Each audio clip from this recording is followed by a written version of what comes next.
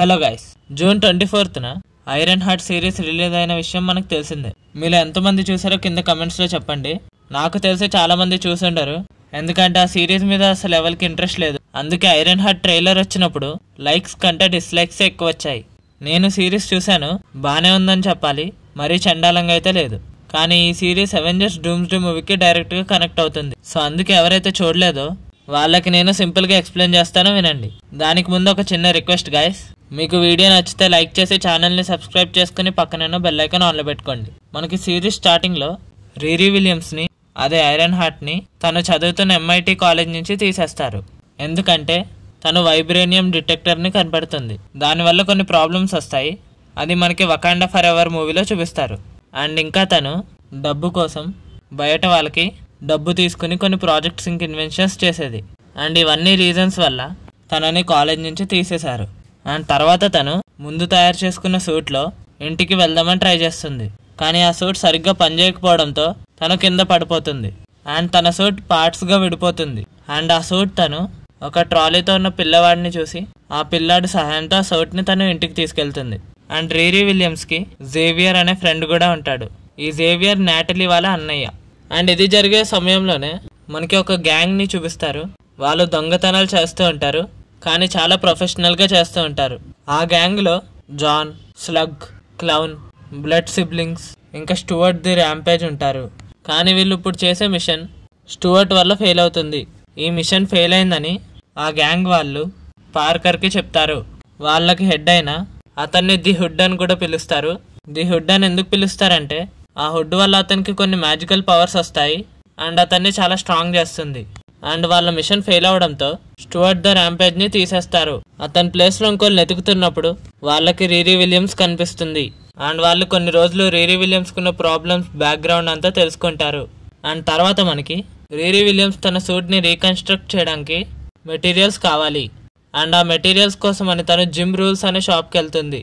అది రీరీ విలియమ్స్కి చిన్నప్పటి నుంచి తెలిసిన షాప్ అనమాట.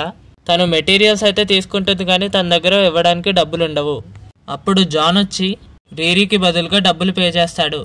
అండ్ రీరీ విలియమ్స్ అతనికి థ్యాంక్స్ చెప్తూ నేను ఎలాగైనా రీపే చేస్తాను అని చెప్తుంది. అప్పుడు జాన్ అదేమీ అవసరం లేదు, మాతో కలిసి పని చేయని అడుగుతాడు. అండ్ ఒక పిజ్జా షాప్ అడ్రస్ ఇస్తాడు. అండ్ నెక్స్ట్ డే ఆ షాప్కి రీరీ వెళ్తుంది.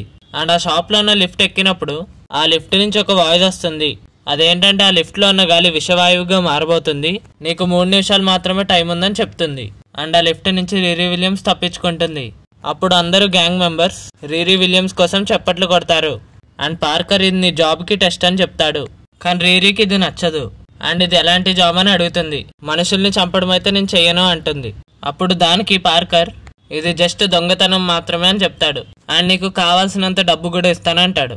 అప్పుడు రీరీ విలియమ్స్ నీ దగ్గర అంత డబ్బు ఉండదులే అంటుంది. అప్పుడు పార్కర్ కొంచెం డబ్బు చూపించి నువ్వు జాయిన్ అయితే ఇంకా నేను చాలా డబ్బు ఇస్తా అంటాడు. దానికి రీరీ విలియమ్స్ ఒప్పుకుంటుంది. అండ్ స్టూవర్ట్ బదులుగా వాళ్ళ గ్రూప్లో చేరిపోతుంది. అండ్ పార్కర్ రీరీ విలియమ్స్తో రేపే మన ఫస్ట్ మిషన్ అని అంటాడు. దానికి నీ ఐరన్ సూట్ రెడీ పెట్టుకో అంటాడు. అండ్ రీరీ విలియమ్స్ ఇంటికెళ్ళి ఐరన్ సూట్ని మళ్ళీ తయారు చేస్తుంది. అండ్ తను తన ఫ్రెండ్ జేవియర్ ఇచ్చిన సాంగ్ని వింటుంది. అప్పుడు తనకి నాటలీతో గడిపిన మెమరీస్ గుర్తుకొస్తాయి. ఇక్కడ మనకి చూపించేది ఏంటంటే రీరీ విలియమ్స్ వాళ్ళ స్టెప్ డాడ్ ఇంకా నాటలీ గన్ ఫైరింగ్లో చనిపోతారు. అండ్ ఇది జరిగేది వాళ్ళ కార్ గ్యారేజ్లోనే. అప్పుడు రీరీ విలియమ్స్ దాన్ని తలుచుకుని బాధపడుతుంది. అండ్ కొద్దిసేపటి తర్వాత తను ఒక AIని క్రియేట్ చేద్దాం అనుకుంటుంది. దానికి 4 గంటలు సమయం పడుతుంది. అండ్ ఆ సమయంలో రీరీ విలియమ్స్ నిద్రపోతుంది. అండ్ నాటలీతో తను గడిపిన memories గుర్తెచ్చుకుంటుంది.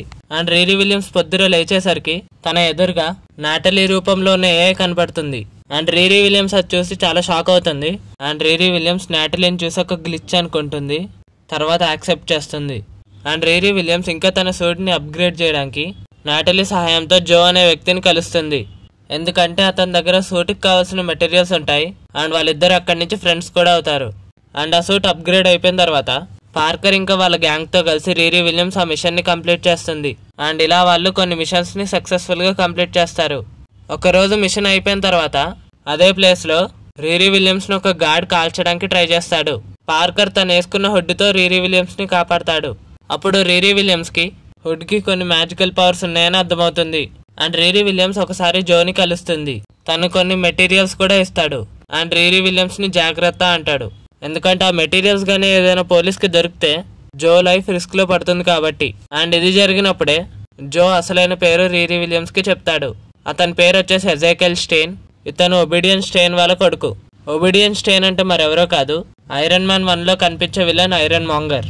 Obedient Stane Tony Stark కి రిలేటివ్ కూడా. అండ్ ఇదే సమయంలో పార్కర్ వాళ్ళ గ్రూప్ కి నెక్స్ట్ మిషన్ అనౌన్స్ చేస్తాడు. అండ్ రీరీ విలియమ్స్ ఈ మిషన్ జరుగుతున్నప్పుడు పార్కర్ హుడ్ది చిన్న పీస్ తీసుకుంటుంది, ఎందుకంటే తను దాని మీద రీసెర్చ్ చేయాలనుకుంటుంది. అదే గ్రూప్ లో జాన్ రీరీ విలియమ్స్ చేతిలో ఆ హుడ్ పీస్ చూస్తాడు. ఎందుకు ఇలా చేసావని అడుగుతాడు. అండ్ వాళ్ళిద్దరి మధ్యలో ఒక ఫైట్ స్టార్ట్ అవుతుంది. కానీ రీరీ విలియమ్స్ దగ్గర తన సూట్ ఉండదు, సో తను ఫైట్ చేయడానికి ఇబ్బంది పడుతుంది. అండ్ ఈ టైంలోనే పోలీసులు ఆ మిషన్ ని కనిపెట్టేస్తారు. అండ్ ఆ చోటులో కార్బన్ డైఆక్సైడ్ ని రిలీజ్ చేస్తారు. అండ్ దీనివల్ల జాన్ చచ్చిపోతాడు. And Riri Williams iron suit లోకి వెళ్ళి తప్పించుకుంటుంది. అండ్ వాళ్ళు మిషన్ ని కంప్లీట్ చేసి వాళ్ళ ప్లేస్ కి వచ్చిన తర్వాత పార్కర్ కి జాన్ చచ్చిపోయాడని తెలుస్తుంది. అండ్ తను చాలా బాధపడతాడు. అండ్ అప్పుడప్పుడు పార్కర్ తన హుడ్డుకున్న మ్యాజికల్ పవర్స్ తో మాట్లాడుతూ ఉంటాడు. అండ్ జాన్ ని ఎవరు చంపారో అని తెలుసుకుంటాడు. అండ్ అప్పుడు తను రీరీ విలియమ్సే చేసిందని తెలుసుకుంటాడు. తర్వాత రోజు నుంచి రీరీ విలియమ్స్ తో పార్కర్ చాలా ఆడ్ గా బిహేవ్ చేస్తాడు. అప్పుడు రీరీ విలియమ్స్ కి పార్కర్ కి విషయం తెలిసిపోయిందని తెలుస్తుంది. అండ్ తను ఇంకో పక్కన ఆ హుడ్ పీస్ మీద రీసెర్చ్ చేస్తుంది. కానీ అదేంటో తనకు అర్థం కాదు. అండ్ తను భయపడుతూ ఉంటుంది, ఎందుకంటే పార్కర్ నుంచి వాళ్ళ అమ్మకి ప్రమాదం ఉంది కాబట్టి. ఒకరోజు రీరీ విలియమ్స్ వాళ్ళ అమ్మ తనని ఏం ప్రాబ్లం ఉందని అడుగుతుంది. అప్పుడు రీరీ ఇది మ్యాజికల్ పవర్స్ కి సంబంధించిందని చెప్తుంది. అప్పుడు వాళ్ళ అమ్మ మ్యాజికల్ పవర్స్ గురించి తెలిసిన వాళ్ళ ఫ్రెండ్ దగ్గరికి తీసుకెళ్తుంది. అక్కడికి వెళ్ళి రీసెర్చ్ చేయగా వాళ్ళకి తెలిసిన విషయం ఏంటంటే ఆ హుడ్ ఒక డార్క్ డైమెన్షన్ నుంచి వచ్చిందని తెలుస్తుంది. దీంతో ఆమె భయపడుతుంది. కానీ వాళ్ళ కూతురు రీరీ విలియమ్స్ కి హెల్ప్ చేద్దాం అనుకుంటుంది. అండ్ ఇంకో పక్క పార్కర్ రీరీ విలియమ్స్ కి బదులుగా ఇంకోళ్ళని అపాయింట్ చేసుకుంటాడు. అండ్ జాన్ కి రీరీకి ఫైట్ జరిగినప్పుడు అక్కడ రీరీవి కొన్ని మెటీరియల్స్ పడిపోతాయి. దీనివల్ల ఎజైకెల్ స్టెయిన్ ని అరెస్ట్ చేస్తారు పోలీసులు. అండ్ అప్పుడు తను రీరీ మీద చాలా కోపంగా ఉంటాడు. అండ్ అప్పుడు పార్కర్ ఈ విషయం తెలుసుకుని ఎజైకెల్ స్టెయిన్ ని జైలు నుంచి బయటకు తీసుకొస్తాడు. అతనిని బయటకు తీసుకొచ్చిన తర్వాత అతనికి ట్రీట్మెంట్ చేసి ఒక ఎలక్ట్రిక్ మ్యాన్ గా మారుస్తాడు.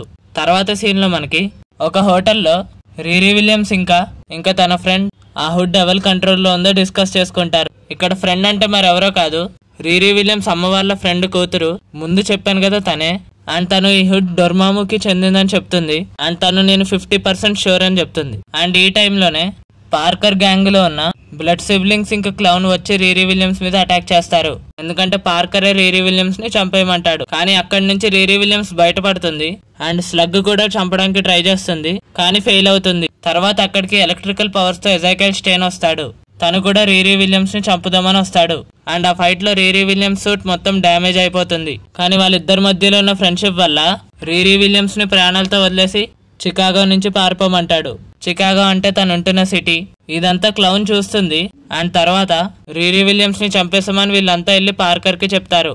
క్లౌన్ కి రీరీ విలియమ్స్ చచ్చిపోలేదని తెలిసినా చెప్పదు, ఎందుకంటే క్లౌన్ కి ఇంకా రీరీకి ఫైట్ జరుగుతున్నప్పుడు వాళ్ళ పాత గ్రూప్ మెంబర్ అయిన స్టూవర్ట్ ని పార్కరే చంపేశాడు అని చెప్తుంది. అండ్ తర్వాత మనకి రీరీ విలియమ్స్ భయపడుతూ వాళ్ళ అమ్మతో చికాగో నుంచి వెళ్ళిపోవాలని చెప్తుంది. వాళ్ళ అమ్మ అప్పుడు భయపడుకో, ధైర్యంగా ఎదుర్కో అని చెప్తుంది. కానీ అప్పటికి రీరీ విలియమ్స్ కన్విన్స్ అవ్వదు. అండ్ తర్వాత వాళ్ళ అమ్మ వాళ్ళ నాన్న కార్ గ్యారేజ్ కి తీసుకెళ్తుంది. అప్పుడు రీరీ విలియమ్స్ కి తన పాత మెమరీస్ అన్ని గుర్తుకొస్తాయి. అండ్ తనకి ధైర్యంగా ఎదుర్కొనే కాన్ఫిడెన్స్ వస్తుంది. అప్పుడు రీరీ విలియమ్స్ వాళ్ళ అమ్మ జేవియర్ ఇంకొక చిన్న పిల్లాడితో కలిసి సూట్ ని తయారు చేస్తుంది. అండ్ ఇదే సమయంలో మనకు ఇంకోవైపు క్లౌన్ ఒక రోజు పార్కర్ ని స్టూవర్ట్ ని ఎందుకు చంపావని అడుగుతుంది. అప్పుడు పార్కర్ ఇవన్నీ నీకెందుకు అంటాడు. అప్పుడు క్లౌన్ నువ్వు ఆ హుడ్ వేసుకున్నప్పటి నుంచి చాలా మారిపోయావని చెప్తుంది. అండ్ అప్పుడు వాళ్ళ మధ్యలో గొడవలు అయ్యి వాళ్ళ గ్యాంగ్ లో ఉన్న వాళ్ళందరినీ తీసేస్తాడు. తర్వాత మనకి పార్కర్ కి ఆ హుడ్ ఎలా దొరికిందో చూపిస్తారు. తను ఒకసారి ఒక మిషన్ లో ఫెయిల్ అయిపోతాడు. అండ్ పోలీసులు పార్కర్ ని వెంబడిస్తారు. తర్వాత అతనికి ఒక మనిషి ఎక్కడి నుంచి వస్తాడో తెలియదు, కానీ అతన్ని వేరే చోటకి తీసుకెళ్తాడు. అండ్ వాళ్ళిద్దరూ మాట్లాడుకున్న తర్వాత ఆ మనిషే పార్కర్ కి ఆ హుడ్ ఇస్తాడు. అండ్ తర్వాత పార్కర్ ఎజైకెల్ స్టెయిన్ వాళ్ళ ఇంటికెళ్ళి నీతో పని ఉందని చెప్తాడు. అప్పుడు ఎజైకెల్ స్టెయిన్ నువ్వు చెప్పిన పని నేను చేశాను, ఇంకా నీకు నాకు సంబంధం లేదని చెప్తాడు. కానీ ఎజైకెల్ స్టెయిన్ పార్కర్ కంట్రోల్లో ఉంటాడు. అప్పుడు పార్కర్ అతన్ని చిన్నప్పుడు గెంటేసిన వాళ్ళ నాన్న దగ్గరికి వెళ్తాడు. అండ్ అక్కడ వాళ్ళ నాన్నని రిజైన్ చేపించి వాళ్ళ నాన్న కంపెనీకి హెడ్ అవుతాడు. అండ్ ఇంకో పక్క రీరీ తన సూట్ కి కొన్ని మ్యాజికల్ పవర్స్ కూడా యాడ్ చేయించుకుందాం అనుకుంటది. ఎందుకంటే తను పార్కర్ ఓడించాలంటే మ్యాజిక్ ఒకటే దారి. తన సూట్ కి మ్యాజికల్ పవర్స్ రావడం కోసం రీరీ అమ్మ వాళ్ళ ఫ్రెండ్ వాళ్ళ కూతురు హెల్ప్ తీసుకుంటుంది.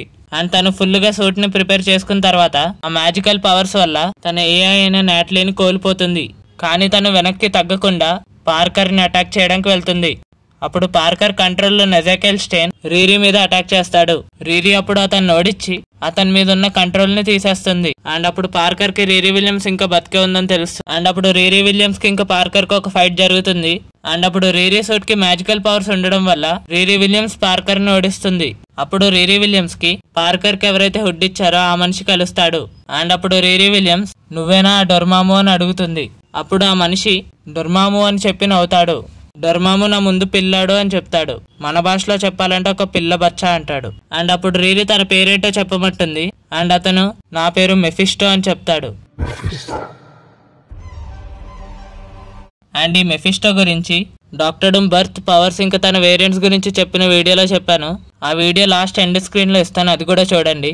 అండ్ ఇంకా మళ్ళీ స్టోరీకి వచ్చేస్తే తర్వాత మెఫిస్టో రీరీ విలియమ్స్ ని నాతో చేరుతావా అని అడుగుతాడు. అండ్ మనకి రీరీ విలియమ్స్ అతనితో చేరినట్టు చూపిస్తారు. దాని బదులుగా మెఫిస్టో నాటలీని మళ్ళీ తిరిగి తీసుకొస్తాడు, కానీ ఏఐగా కాదు, ఒక మనిషిగా.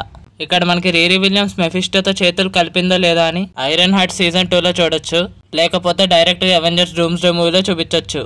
అండ్ ఇంకా పోస్ట్ క్రెడిట్ సీన్ కి వచ్చేస్తే పార్కర్ వెళ్లి రీరీ సూట్ కి మ్యాజికల్ పవర్స్ ని సప్లై చేసిన ఫ్రెండ్ ని కలుస్తాడు. ఇక్కడితో సిరీస్ అయిపోతుంది. ఈ సిరీస్ ఎలా ఉందో విన్నాక మీకు ఎలా అనిపించిందో కింద కమెంట్ చేయండి.